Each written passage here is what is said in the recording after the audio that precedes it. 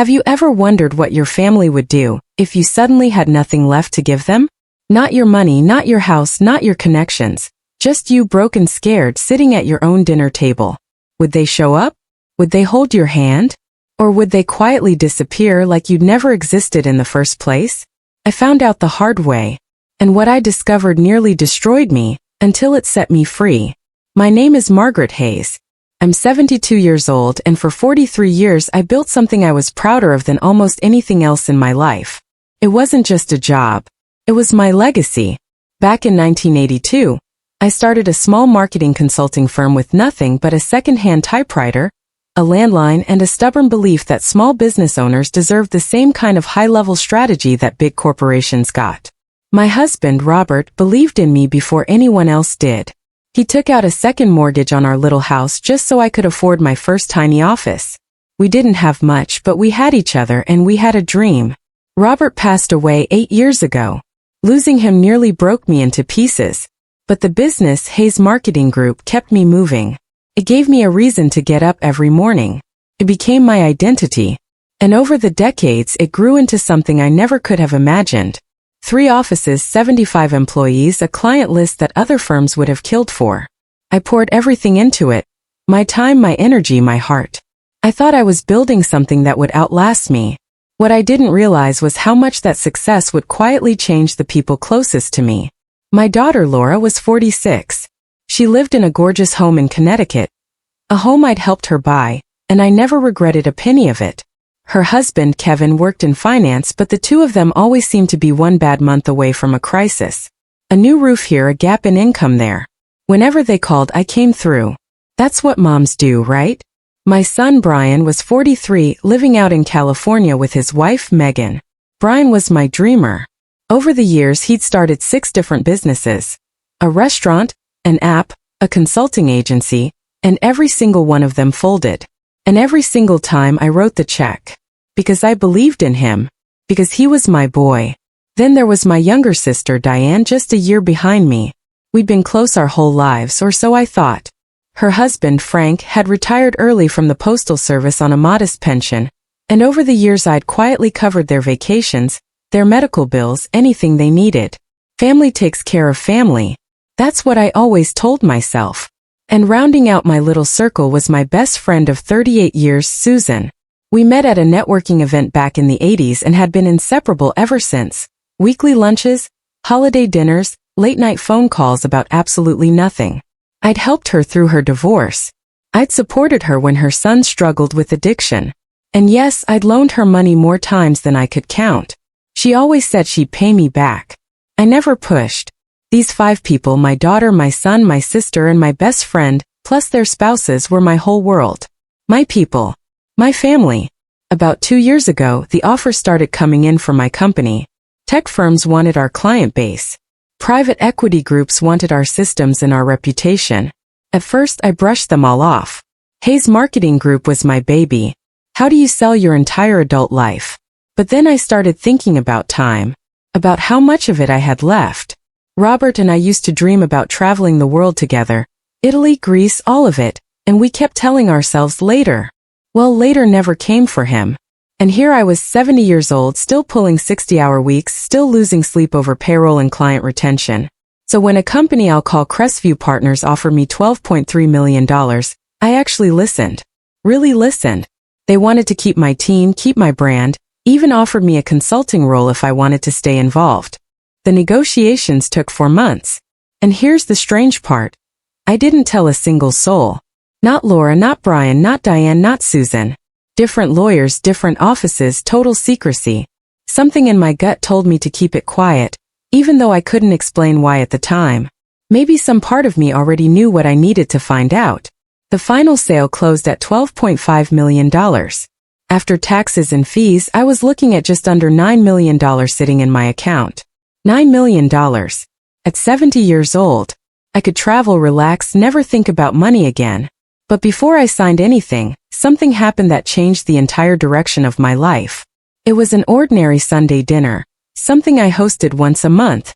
Laura and Kevin, Brian and Megan, Diane and Frank and Susan, all gathered around the same dining table I'd inherited from my own mother. 7 people I loved more than anything laughing and eating in my home. Somehow the conversation drifted to money. Kevin was grumbling about a smaller-than-expected bonus. Megan mentioned how expensive everything in California had gotten. Diane was anxious about rising property taxes. Susan brought up car repairs she couldn't afford. And then Laura said something that made my blood run cold. Well, Mom will help out. She always does. That's what the family bank is for, right? She laughed when she said it. But it wasn't warm. It was casual. Expectant. Entitled. The family bank, Brian repeated, raising his wine glass with a grin. Thank God for Mom's success. They all laughed. All of them. Even Susan, who wasn't blood family but clearly felt like she had a seat at that particular joke. I sat there at the head of my own table and felt something inside me go very still and very clear. I wasn't Mom to them. I wasn't a sister or a friend. I was a resource. A solution. An ATM with a pulse. Maybe that was the exact moment everything started to change, though none of them realized it yet. That night, after everyone left, I sat alone in my study until 3 in the morning. I thought about every loan I'd given, every emergency I'd solved with my checkbook, every phone call that somehow always circled back to money before goodbye. And I realized something terrifying. I had no idea who any of these people actually were underneath their need for my support. Would Laura call me if I couldn't help with her mortgage? Would Brian visit if I couldn't fund his next big idea? Would Diane and I still be close without vacations I was paying for? Would Susan still be my best friend without loans we both knew would never be repaid? I needed to know. So I made a decision, a quiet, painful, calculated one. I would tell them I'd lost everything. And I would watch what happened next. 3 weeks later I signed the papers. The money landed in my account on a Tuesday morning. $12.5 million before taxes. It was real. It was done. And not one person in my life knew about it. That same week, I called an urgent family meeting. Everyone showed up that Saturday looking worried. And honestly, part of me thought, good. Let's see where that worry actually goes. Once everyone was seated in my living room, I told them, I've lost the company. Hayes Marketing Group is gone. I told them about fraudulent clients, devastating lawsuits, bad investments. A story I'd rehearsed in the mirror until it felt true even to me. The room went silent. Laura went pale. Brian leaned forward. Diane grabbed Frank's hand. What do you mean gone? Kevin asked, always the first one to land on the financial angle. I'm going to lose the house, I told them. I'll have to declare bankruptcy. I have maybe $50,000 left to my name, and most of that's going to legal fees. I waited. I waited for anyone to say, we're here for you. Or, you've helped us so much, now let us help you. Nobody did. Laura spoke first. Mom, we can't take on your problems. We have our own mortgage, the kids' college funds. I'm not asking you to take anything on, I said quietly. I just wanted you to know. Well, this changes things, Kevin cut in. We were actually going to ask about a new car. But obviously that's off the table now. Brian and Megan exchanged a look. We just signed a new lease in Santa Monica. We were counting on you for the security deposit. Diane and Frank were already whispering about a cruise I was supposedly paying for, now canceled, apparently the real tragedy of the evening. And Susan, sitting stiffly on the edge of the couch, brought up the $5,000 I'd loaned her the month before. You'll still need that back eventually. But I get it if it can't be right away. Not one question about how I was doing. Not one offer of comfort. Just disappointment about things they could no longer get from me. They left within 15 minutes of each other, with awkward hugs and vague promises to talk soon. And I sat alone in my big house with my secret $9 million, and the gut-wrenching knowledge of exactly who these people really were. If only I had known going into that room just how much it would hurt to be proven right. The weeks that followed only confirmed it. Laura called once, asked how I was holding up in the tone of someone checking a box, then disappeared into excuses about soccer practice and never called again. Brian sent an email, saying he was disappointed in how I'd mismanaged things and that he and Megan needed space because the family energy wasn't healthy. The energy. That's what my supposed financial ruin became to my own son. Diane stopped answering altogether. When her husband Frank finally picked up, he told me Diane was really hurt about the canceled cruise and needed time, then added that maybe I should have been more careful with money, like I gambled it all away at a casino. Susan met me for coffee once. She spent the whole time talking about her own problems and checking her phone, then insisted, for the first time in 38 years, that we split the bill. A few days later, she texted that she thought we both needed some space. By week 4, total silence. Not one call. Not one text. It was like I had died and nobody bothered showing up to the funeral. My 71st birthday came 6 weeks after my big announcement. Normally it was a celebration. Dinner at my favorite restaurant, the grandkids running around, cake, laughter, the whole thing. That year, nothing. No calls. No texts. No cards. Just me alone in a quiet house full of photos of people who had simply vanished. And sitting there that night, surrounded by all that silence, something shifted in me. The hurt was still there, sharp and real, but underneath it something else was forming. Clarity. Resolve. They'd made their choice. Now it was my turn to make mine. I spent the next 3 months planning. I even hired a private investigator, which felt almost absurd, but I needed the truth, the whole truth about how they were living without me. And the reports were illuminating. Laura and Kevin weren't actually struggling because of any emergency. They were struggling because they'd always lived beyond their means, using me as a permanent safety net. Without that net, they were finally facing real budget decisions and resenting every minute of it.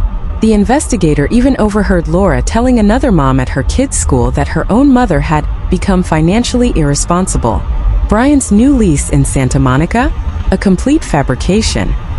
He and Megan were still in the same apartment they'd lived in for 2 years.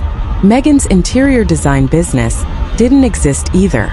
They'd simply invented a story because, historically, inventing a story was how you got money out of me.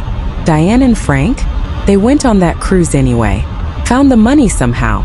Tropical drinks, sunset dinners, smiling photos all over social media.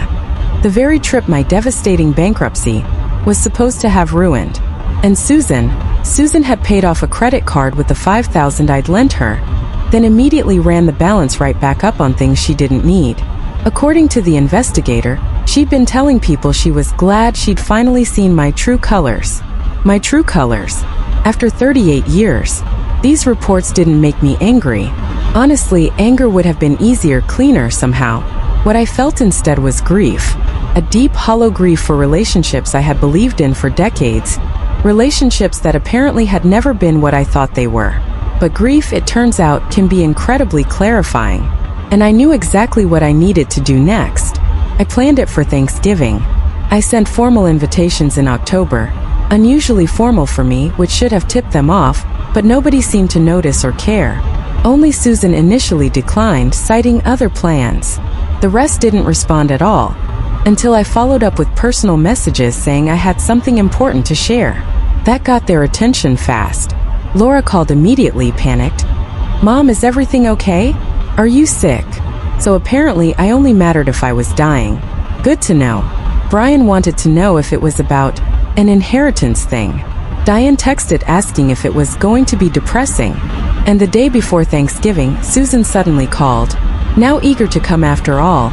Once word had spread through the family grapevine that something big was happening. Of course I said, "Come at 3. I spent that morning cooking everything I always made: turkey, stuffing, mashed potatoes, 3 different pies. My house smelled exactly like it always had on Thanksgiving. Warm. Familiar. Like family. The irony of that was not lost on me.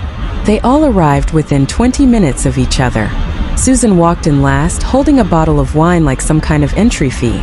Dinner was tense and stilted. Honestly, the only genuinely happy people at that table were the grandkids, who had no idea anything was wrong and just wanted to talk about the parade. After the kids went off to play, I stood up.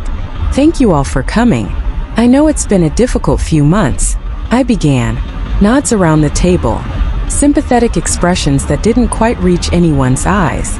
"I need to tell you something." I paused. Outside the window, the late afternoon light was turning everything gold. And I remember thinking how strange it was to notice something so beautiful in a moment like this. None of it was true.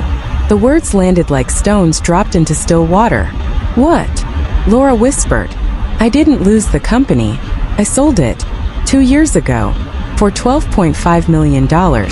After taxes, I walked away with just under $9 million. I watched the color drain from Laura's face, watched Brian's mouth fall open, watched Diane grip the edge of the table, watched Susan's wine glass slip from her hand, red wine spreading across my white tablecloth like a wound. You lied, Kevin said sharply. You lied about all of it? Yes. Why? Laura's voice was barely audible.